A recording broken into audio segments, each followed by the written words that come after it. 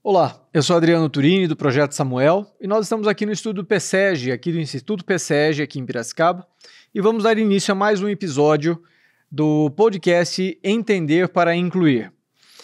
O PSEG é um ecossistema de educação localizado aqui em Piracicaba, que há mais de 20 anos promove MBAs renomados, cursos de graduação, cursos livres e educação corporativa em company, além de projetos educacionais e eventos. Entre suas principais missões está a democratização do conhecimento, sempre com o propósito de transformar o mundo por meio da educação, seja por projetos sociais como o nosso, Projeto Samuel, e iniciativas culturais, esportivas e tecnológicas. O PSEG está sempre em busca de gerar impacto positivo na sociedade. Saiba mais sobre o PSEG pelas redes sociais ou pelo site que está aparecendo aí na sua tela agora.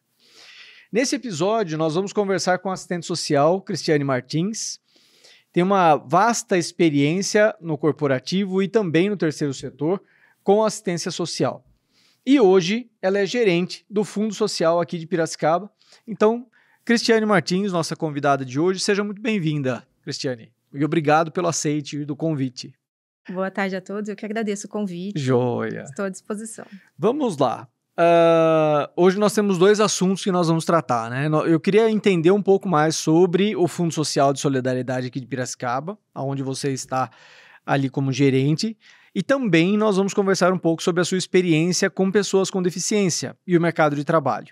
Então fala um pouquinho pra gente como que está hoje, faz 2 meses aí que vocês assumiram, né? Que vocês estão à frente desse trabalho, do Fundo Social de Solidariedade aqui de Piracicaba. Conta um pouquinho para a gente, para a população de Piracicaba, como é esse trabalho, quais são as ações que vocês desenvolvem aqui em Piracicaba. Ok. O Fundo Social, ele é um órgão responsável por mobilizar a sociedade em prol das pessoas em vulnerabilidade social. Nós é quem engajamos a sociedade, motivamos a sociedade a participar de campanhas que vão gerar recursos que serão destinados a entidades sociais ou pessoas em vulnerabilidade social. O Fundo Social, ele é presidido pela Valquíria Kalov, que é a primeira-dama aqui do município, esposa do nosso prefeito, Elin Zanata, e eu estou no Fundo Social abaixo dela, né, como gerente, gerenciando os projetos, os recursos, as pessoas que nós temos lá e fazendo aí parcerias, se comunicando aí com as entidades sociais e com as pessoas aqui do nosso município, né? Legal. Uma das coisas também que o Fundo Social atua muito aqui na cidade é com a Festa das Nações. Nós somos os responsáveis em mobilizar a sociedade para o voluntariado. Então, nós que buscamos, que chamamos os jovens, as pessoas em geral, né? E aí contamos muito aí com as pessoas que são estudantes também, né? De universidades, por exemplo, a participarem da Festa das Nações, que é a festa da solidariedade aqui da cidade, né? E este ano a festa está fazendo 40 anos.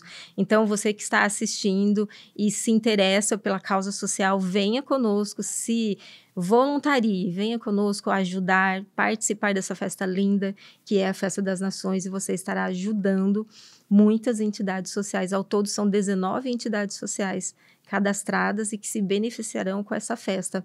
Fora que a alimentação é uma delícia, né? Você vai poder experimentar alimentos aí de várias nações, né? Mas voltando para as atividades do Fundo Social, nós temos vários projetos lá. Um dos projetos é o projeto Recupere. Se você tem em casa uma pessoa que está acamada, precisando de fraldas, nós temos fraldas lá, nós conseguimos essas fraldas através de parcerias com empresários e nós, através da avaliação da nossa assistente social. Aliás, a nossa equipe lá, nós temos uma equipe de 5 pessoas lá no Fundo Social, temos assistente social, temos 3 pessoas, 2 assessoras, temos uma pessoa que faz a parte administrativa e uma pessoa que cuida aí dos serviços gerais, né? Então, essa é a equipe que está hoje lá atuando. O projeto Recupere, como eu falei, tem a questão da entrega das fraldas, mas é tudo feito através de cadastro, através de avaliação com assistente social.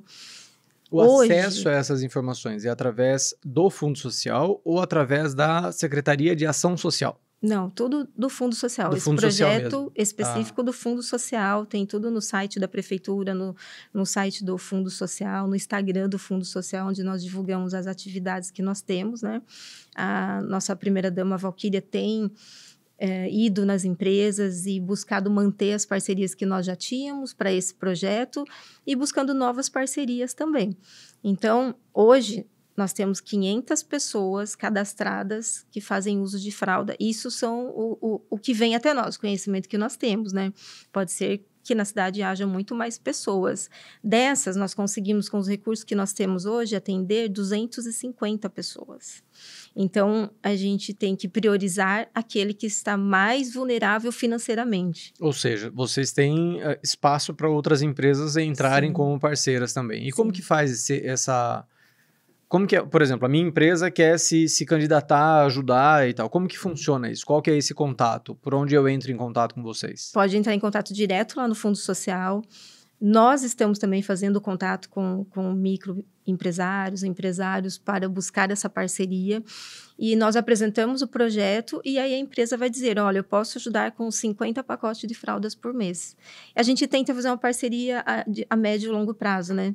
Tá. Vou ajudar por 6 meses, vou Até ajudar pra por vocês 12 saberem, meses, né? sim. Para a gente se organizar e saber por quanto tempo nós vamos poder ajudar e quantas pessoas vão poder Pessoas ajudar. físicas também podem ajudar? Sim, nós temos pessoas físicas que doam também, podem também. Além deste projeto, tem este mesmo projeto que é o Recupere, além da entrega das fraldas, nós temos para emprestar cadeiras de rodas, muletas, cadeira de banho, Andadores e tal. andadores e cama hospitalar. É assim, um fluxo, né? Um usa, devolve, a gente já tem outra pessoa. São peças que são utilizadas por tempo Sim. determinado, né? E Sim. acaba tendo a devolução. Sim. É claro que se a pessoa está em vulnerabilidade financeira, ela não vai poder alugar ou ela não se recuperou e ainda precisa de mais tempo, a previsão geralmente é 3 meses, 6 meses. É claro que a gente vai prorrogar aí esse auxílio, né? Tem também o Projeto Ver, a Prefeitura faz, né? Pelo Fundo Social, aí a Prefeitura faz a licitação e nós conseguimos, então, a compra de óculos de grau para fornecer para as pessoas também que estão sem condições de adquirir. Geralmente são crianças, idosos, temos esse projeto também. É sazonal? Acontece uma vez no ano, alguma coisa assim? Ou vocês sempre têm esse material, a pessoa que precisar pode recorrer? Como que funciona? Uma vez no ano, né? Faz a licitação e a gente vai saber que nós vamos poder comprar 100 São pessoas óculos, cadastradas 200 aí. óculos, sim. A gente faz um cadastro prévio. Tá. Muito bem. E temos também a campanha do agasalho, que é feita anualmente, geralmente é feita, né? Vamos ver esse ano como será, mas geralmente é feito com a participação e a parceria com o pessoal da EPTV. A gente arrecada aí os agasalhos e depois a gente distribui para entidades sociais que atendem comunidades e pessoas vulneráveis. Eles já sabem, já conhecem, estão lá no bairro. Né? Nós direcionamos também para o Centro Pop, que atende as pessoas em situação aí, de rua, né? Situação vulnerável, está na rua no momento. Então, tem vários projetos lá. A sociedade nos procura muito porque fazem corridas e aí arrecada na corrida leite ou alimento. Pode destinar para vocês. Destinam para nós. E o que nós fazemos com esses alimentos? A gente vai verificar quais entidades sociais estão naquele momento precisando complementar aí os recursos. Geralmente são entidades que ou servem alimentação no local ou elas também compõem alimentos, né? Também compõem a cesta básica que é fornecida para o familiar dos atendidos, por exemplo. Eu sempre achei que o Fundo Social respondia à Secretaria de Ação Social. E são tipo, secretarias independentes, então. O Fundo Social, ele pertence à Secretaria de Governo. Ah, certo. Então, porque é a primeira-dama que está à frente daí. Isso, por isso que ela está à frente. Então, ela é a presidente do conselho, é um conselho deliberativo, né? Abaixo dela tem os conselheiros também. E nessa nova estrutura veio essa nova posição, que é a de gerente, né? Que é para auxiliá-la e com todas as outras demandas que vêm, né? Que legal. Eu não conhecia a Valquíria, tive a oportunidade de conhecer ela num evento que foi realizado para conhecer as instituições que nós temos aqui na cidade. E fiquei muito otimista, assim, com a fala dela, e até com o interesse dela de conhecer as instituições logo no começo. né, desse trabalho. Desejo muito boa sorte para vocês, espero que né, a gente vocês consigam desenvolver esse trabalho com maestria aí, e tenho certeza que vão ser bons frutos aí para a população. Obrigada, e tem sido muito gratificante estar lá com ela. É uma pessoa, assim, muito aberta, uma pessoa que tem visão, tem toda a experiência, né? Já foi assistente social, isso eu fiquei pedagoga. Muito feliz em ver. Conversando com ela, você nota que tem uma experiência, assim, do lidar com, né? E quer cuidar das pessoas, quer ver as pessoas se desenvolvendo. Estamos sendo muito bem recebidas nas entidades sociais. Eu quero agradecer aqui todas as entidades que estão nos recebendo. Na verdade, eu falo entidade, gente, mas é OSC, né? Organização da Sociedade Civil, mas a gente já tem aí, é mais familiar, né? As entidades sociais que estão nos recebendo, então muito obrigada, né, pelo acolhimento conosco, tem sido bem produtivo, os empresários que estão recebendo a primeira-dama também, e nós estamos confiantes aí que será uma boa gestão aí, com a parceria, né, da sociedade civil tenho acompanhado e privada. O Instagram de vocês lá e vejo que todo dia tem uma postagem de caminhos, né, que vocês estão trilhando ali, trabalhando. Então, parabéns. Vamos falar de experiência com pessoas com deficiência em empresas, pode ser? Fala um pouquinho pra gente, assim, durante a nossa conversa, você colocou para mim aqui, né? São 12 anos como assistente social, né? Trabalhando diretamente com saúde ocupacional dentro de uma grande empresa aqui de Piracicaba. E o nosso trabalho é relacionado com pessoas com autismo, né? Então, é muito interessante para a gente entender um pouco como que funciona esse trabalho com os PCDs. Né, você até comentou sobre a avaliação biopsicossocial. Né? Então, eu queria te ouvir um pouco a respeito desse trabalho, da sua experiência, e daí eu vou fazendo perguntas também que são relacionadas ao autismo. Então, por favor, fala um pouquinho para a gente sobre essa experiência. Bom, então, tenho 22 anos de formação em serviço social, como você mencionou, eu trabalhei no terceiro setor, na saúde, e na empresa privada fiquei por 12 anos. E lá eu participava do processo de inclusão das pessoas com deficiência. E era do processo pré-contratação, depois contratação, né? E no caso depois o acompanhamento dessas pessoas em tudo que dizia a respeito, né? Questão de encaminhar para direitos sociais, direitos da pessoa com deficiência que são específicos. Então, tudo que era relacionado a eles já sabiam que podia contar comigo, me procurava e eu já ia direcionando, né? Porque eu vejo que as pessoas, elas não têm muita informação daquilo que é direito dela. E as pessoas com deficiência, o que eu percebi durante todos esses anos também, eles são os que menos procuram. Eles menos procuram saber, são os que menos exigem os direitos deles. Então, eu sempre trouxe isso comigo, né? Não, o meu papel é sempre fazer chegar até eles essa informação. Chegar até eles que é possível buscar o caminho X ou o caminho Y para melhorar a condição deles, para eles terem acesso àquilo que eles devem fazer parte. Você acha que é por falta de informação, ou por não saber como buscar, ou é medo de retaliação por buscar os direitos? Como você analisa esse cenário? Eu acho que é mais medo. Não é tanto um medo de retaliação, mas eu vejo que eles pensam que eles estão ali por um favor. E não é um favor, é direito dele estar no mercado de trabalho. É direito como pessoa, direito como ser humano ele estar ali. E ele não está fazendo um favor para a empresa alguma, ele está ali contribuindo dentro daquilo que ele pode fazer. Né? Das potencialidades dele, ele está fazendo e está recebendo por aquilo. Né? E no processo de contratação, muito interessante essa empresa, ela tem um trabalho muito bacana, essa que eu tive essa experiência, né? Então, no processo de contratação, o que nós fazíamos? Antes da pessoa ela ser contratada, nós olhávamos os postos de trabalho que tínhamos lá disponível. Não vou dizer que é o melhor a ser feito, poderia ser muito melhor que isso, mas isso já é um diferencial nessa área, né? Então, antes da pessoa chegar, nós olhávamos os postos de trabalho que tinha disponível, nós olhávamos a pessoa, ela já passava por uma avaliação com a equipe multidisciplinar. Então, antes dela receber um feedback se ela seria contratada ou não, nós já sabíamos para onde ela poderia ser contratada, onde que ela se encaixa, mas não olhando a deficiência dela. olhando E sim, as habilidades. as legal. potencialidades dela. Essa pessoa, ela vai poder trabalhar, porque nessa empresa, por exemplo, era uma fábrica, né? Metalúrgica. Então, você tinha que ter um cuidado em ver quais eram as potencialidades dela, as habilidades dela, né? Para um setor que, às vezes, envolve questões de riscos, né? Risco ergonômico, enfim.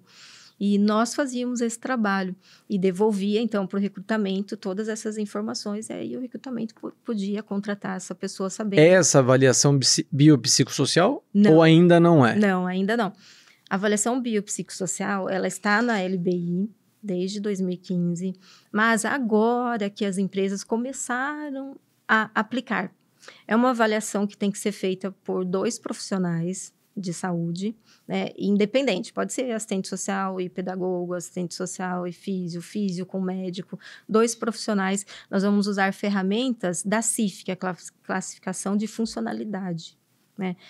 Essas ferramentas hoje são usadas pelo INSS quando a pessoa com deficiência ela vai requerer a sua aposentadoria. Então, eles aplicam essas ferramentas e lá vai apontar essa deficiência é caracterizada como leve, moderada ou grave. E aí, eles vão definir lá dentro dos critérios do INSS se vai reduzir, né, o tempo da aposentadoria da pessoa. Isso era uma das coisas referente a direito que eu orientava lá também. E, no nosso caso, a avaliação biopsico que nós temos que fazer hoje, deveria ser feita a avaliação para todas as pessoas que forem receber o seu laudo caracterizador de deficiência. Então, você não ter só um laudo do médico. A avaliação biopsicossocial, ela indica que você tem que olhar a pessoa num todo e olhar a funcionalidade dela e não focar somente no CID, que é a parte médica, a dificuldade, né? Que é a classificação da doença, da patologia. E por isso que é necessário 2 profissionais fazerem. Mas agora que começaram a fazer, ainda não tem fiscalização em cima disso, mas está em vias de... Antes de eu sair dessa empresa, o Ministério do Trabalho já começou a fazer alguns apontamentos, e eles tiveram que começar a responder coisas. Mas como eu trabalhava lá e eu tenho essa formação de avaliação biopsicossocial, que hoje não é um curso superior, não, é um curso nem técnico, é podemos dizer que um curso de extensão. Né? Então, lá eles já tinham como responder o que nós estávamos fazendo lá. Hoje, obrigatoriamente, por exemplo, você só consegue caracterizar uma pessoa, um PCD, um auditivo unilateral, você só consegue caracterizá-lo através da parte médica, da parte fonoaudiológica, que vai ter o exame de audiometria, mais a avaliação biopsicossocial. Então, você precisa juntar todas essas ferramentas, essas informações, para você depois fazer o laudo dessa pessoa. E realmente você constatar, não, essa pessoa é PCD, tá? Respeitando toda a legislação, respeitando a pessoa, né? O que ela trouxe aqui, o que tem aqui, trouxe aqui de patologia. E são poucos os profissionais que têm essa qualificação, né? Para análise hoje dessa avaliação biopsicossocial, né? Sim. Inclusive para os autistas, deveria-se estar aplicando fundamental, a avaliação biopsicossocial. Esses dias antes mesmo, de caracterizar. Esses dias mesmo, ontem, acho, me perguntaram por que tem crescido tanto o número de autistas. Eu falei, eu acho que é por iniciativas como essa, de estudos, né? As pessoas têm estudado cada vez mais a respeito dos transtornos, a respeito das dificuldades que as pessoas apresentam, e no passado essas dificuldades eram descartadas. Né? Então as pessoas, não é que não existia autismo, na realidade as pessoas não eram diagnosticadas e não eram colocadas no seu local de direito. Sim. Né? Então hoje o trabalhar com a inclusão é justamente isso. Eu falo que assim, essa ideia do mercado de trabalho, até nós fizemos a palestra que você esteve presente, né, aqui no PSEG também. Depois daquela palestra, eu comecei a analisar um pouquinho, assim, não numa grande empresa, porque existem profissionais, né, como era o seu caso, que são qualificadas para fazer essa análise. Mas, geralmente, empresas que precisam cumprir cotas de contratação de funcionários com PCD, pessoas com deficiência, geralmente elas estão em subempregos, analisando sempre a dificuldade daquela pessoa. e não fazendo uma análise das capacidades delas, das habilidades delas. Né? Você consegue ter essa leitura do âmbito geral, assim, hoje do mercado de trabalho? Como que os RHs lidam com isso nas empresas? Sim, é bem isso mesmo que você está falando. E, assim, geralmente é para trabalhos muito simples. Só que tem outro detalhe também. As pessoas, talvez por falta de oportunidade, também não procuram a qualificação. A qualificação. Você não tem tantas pessoas com nível superior, por exemplo. Mas também não se abre tantas vagas no setor administrativo. É mais vaga operacional. De todo esse tempo que eu trabalhei nessa área e tive contato com outras empresas, a maioria das vagas disponíveis é para a área operacional. Não tem tanto administrativo. Muito difícil. E, por outro lado, também não tem a qualificação. Mas talvez seja por isso, né? Como eles já sabem que não tem esse campo aberto, também não se qualifica, né? Mas precisa, né? Precisa. Até assim, nós estamos em contato com uma associação chamada ATEP aqui de Piracicaba, que é a Associação das Empresas de Tecnologia de Piracicaba. E o Paulo, que é presidente, ele me procurou, ele falou assim, eu queria entender um pouco esse trabalho que vocês fazem com os autistas. Porque quando você fala que a dificuldade maior deles é de interação social, nós, como empresa de tecnologia, desenvolvedores de sistemas, por exemplo, nós fazemos home office. 100% praticamente do nosso trabalho é home office. Inclusive as reuniões com o cliente, porque não necessariamente o cliente está no Brasil. Sim. Né? Então tem muitos clientes internacionais, eles entram em contato com a gente e explicam o que eles querem. Ou seja, exatamente o que o autista precisa, que seja objetivo com ele. Então, você passou as informações de forma objetiva, eles conseguem desenvolver com maestria, né? Que muitos dos autistas têm um hiperfoco com números, com dados, com planilhas, e são extremamente organizados. Então, surgiu a ideia de gerar uma formação, de fazer algum curso, né? Mas a gente precisa analisar e estudar como que vai ser feito isso. Mas eu acho que, por exemplo, aquela palestra que nós fizemos aqui no PSEG foi justamente tentar fazer um movimento para chamar a atenção dos RHs das empresas. Que eu falo que hoje nós temos diamantes brutos na sociedade, escondidos dentro de casa, porque eles não conseguem chegar nas grandes empresas ou nos RHs e falar das habilidades que eles têm. Né? E eu uso sempre uma brincadeira assim, vai acabar a rodinha de cafezinho, porque é um profissional que ele não admite você perder tempo enquanto você tem coisas para serem feitas. Focado nas regras. Então é muito disciplinado também.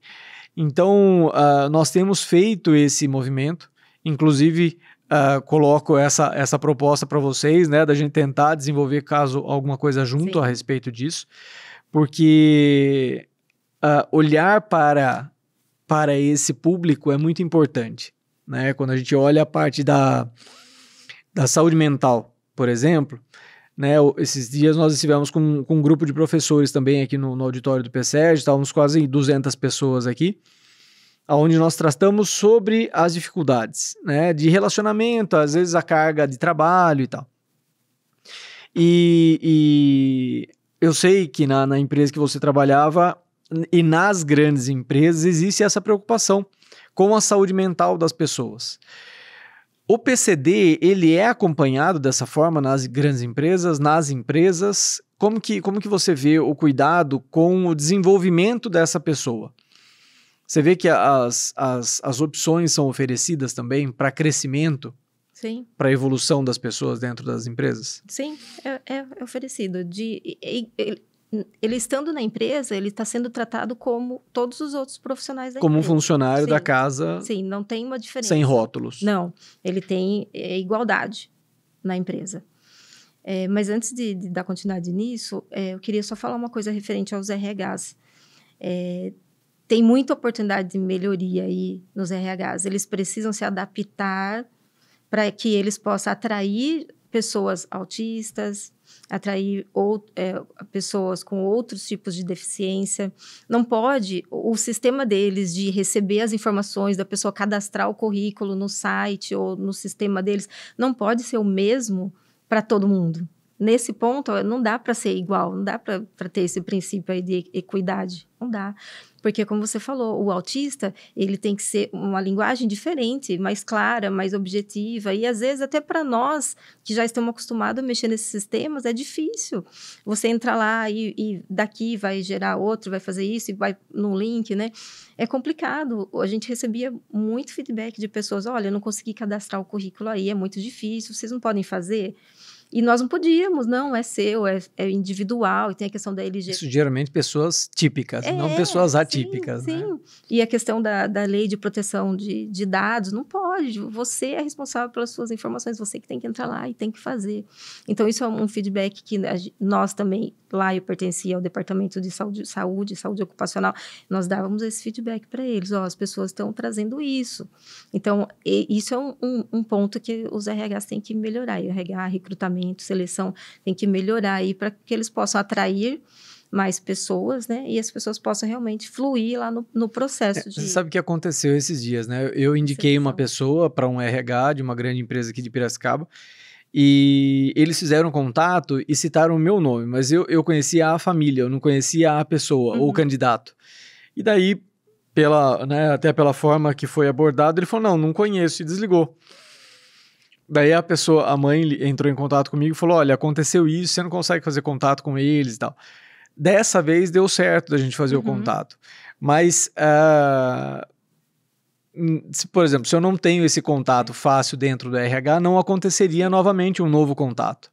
Né? Então, isso que você está trazendo é realmente algo para ser discutido entre os RHs, né? E também entre departamentos de ergonomia, né? Porque, às vezes, a pessoa, ela tenta processos internos, mas, às vezes, ela tem uma limitação que precisaria o departamento fazer uma adaptação do local de trabalho para que aquela pessoa possa realmente mudar de cargo.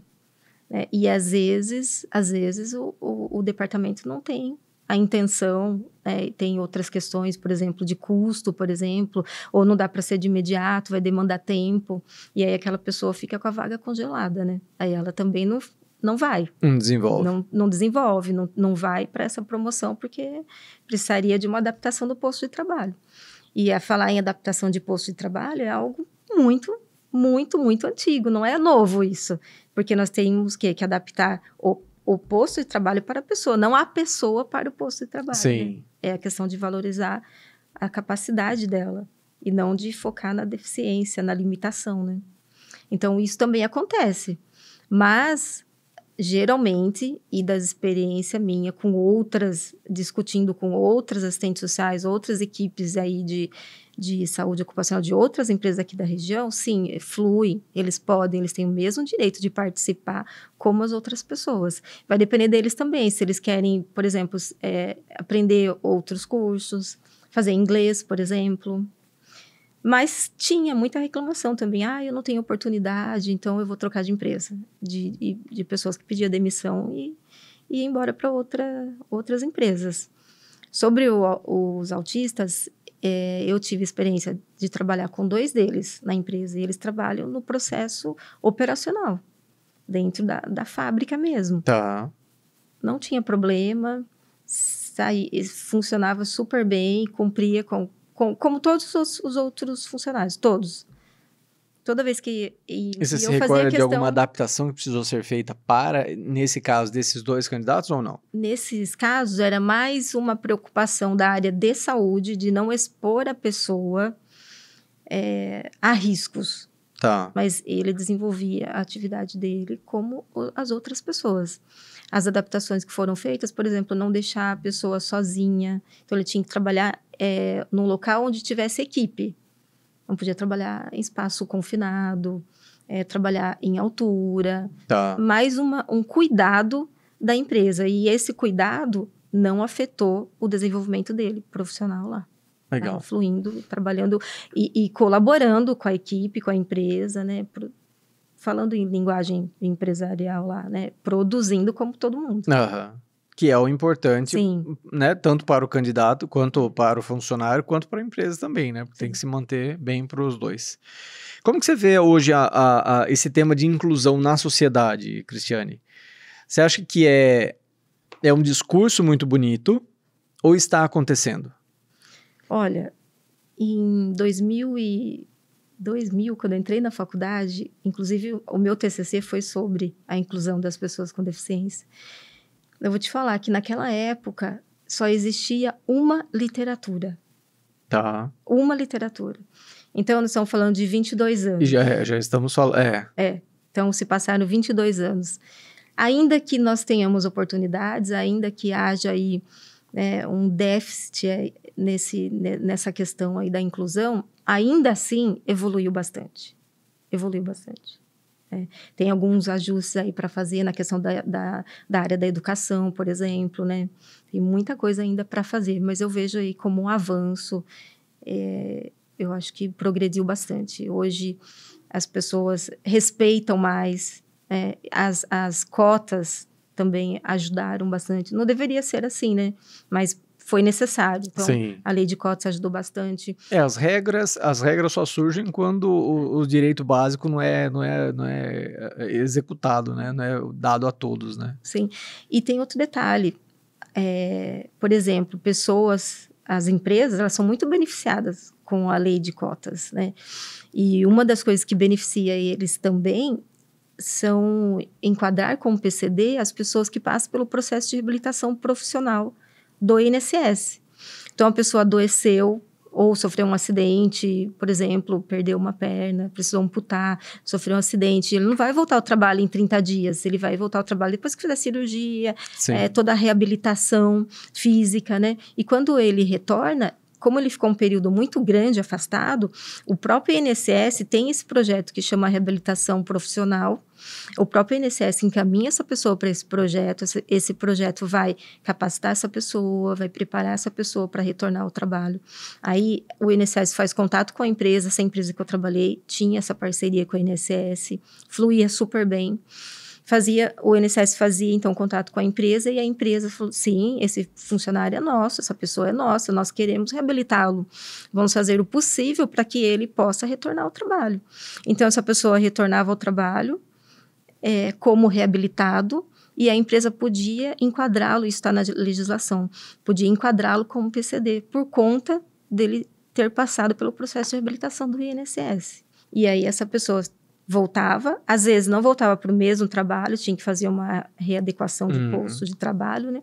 Mas ela tinha seu direito ao trabalho mantido e de se desenvolver e estar na empresa, né? Era acolhido e tinha muitos casos de sucesso na reabilitação, assim como na área do PCD. E é uma oportunidade para a pessoa, geralmente num momento muito difícil, né? Uhum. E tanto para os que já estão sendo reabilitados, quanto para os que estão entrando numa vaga, por exemplo, para PCD, que é uma oportunidade que você está oferecendo para ele, né? Sim. E nada melhor que a pessoa se sentir, eu não sei se é o termo certo, mas se sentir produzindo, se sentir útil, né? Porque né, a gente nota que na área do autismo, muitos adolescentes e adultos entram em depressão profunda, porque justamente não conseguem colocar o potencial deles à mostra em atividade. Exato. Né? Então, é aquilo que eu falei, é um diamante bruto que está guardado dentro de casa, né? Então, a gente precisa ajudar a pôr para fora. Né? E se tiver algum familiar assistindo que tem pessoas em casa que passou pelo processo de reabilitação profissional, tem o certificado de reabilitação profissional e está desempregado, ele pode procurar emprego como pessoa com deficiência, apresentando o certificado de reabilitação do INSS. Isso é um documento dele, não é porque ele estava naquela empresa e utilizou para trabalhar naquela empresa, não. Se ele saiu daquela empresa, o certificado é dele, ou mesmo ele está naquela empresa e ele quer buscar emprego em outra, quer ver uma outra oportunidade melhor, com o certificado de reabilitação profissional, ele pode competir as vagas para PCD também. Que legal, uma ótima informação essa. E você falou da saúde mental, acho que eu acabei não falando, né?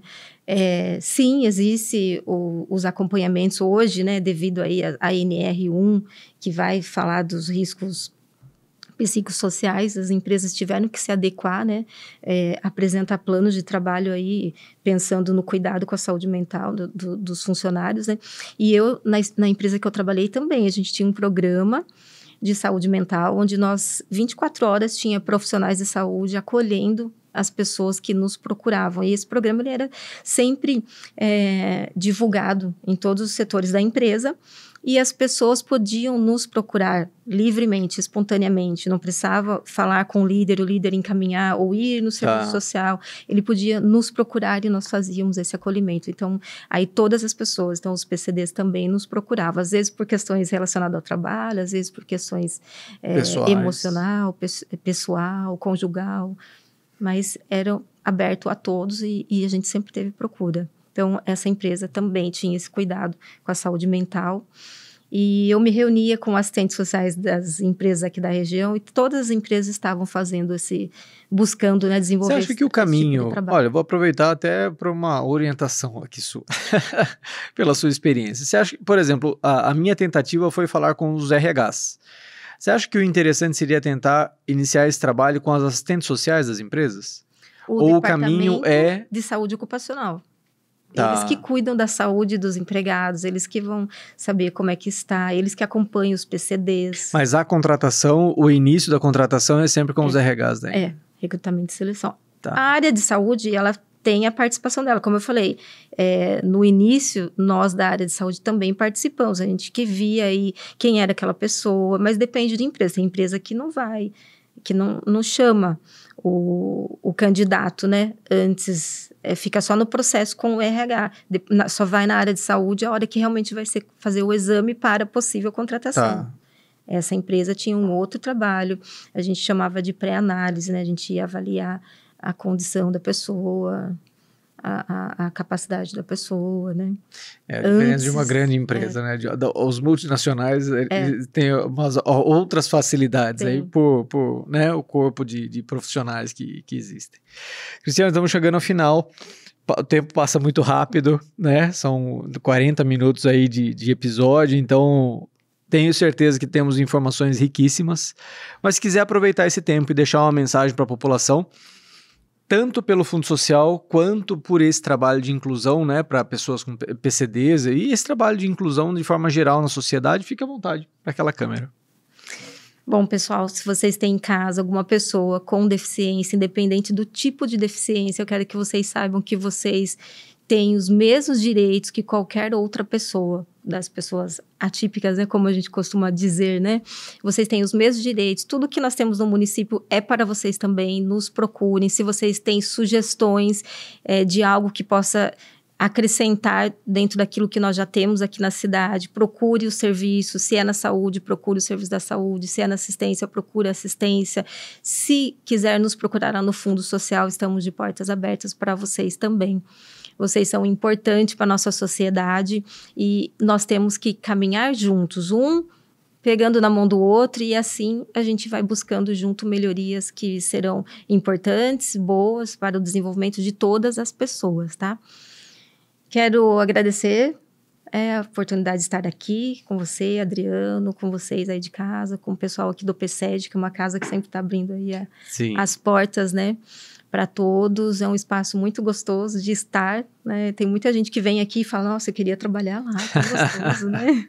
Então, parabéns para o pessoal, para a diretoria aqui do PCEG também. Quero deixar um abraço e agradecer a nossa primeira-dama, a Valquíria Kalov, nosso prefeito também, a Lin Zanata, que está sempre de portas abertas aí para todos, né? E é isso, gente. Boa tarde para todos. Obrigada. Cristiane, muito obrigado, viu? Muito obrigado por essas informações, por esse bate-papo tão especial na tarde de hoje. A ideia era a gente conversar mais sobre PCDs, mas assim, eu achei importante a gente falar sobre o Fundo Social, né? Por conhecer um pouco do seu trabalho, por ter conhecido a Valquíria.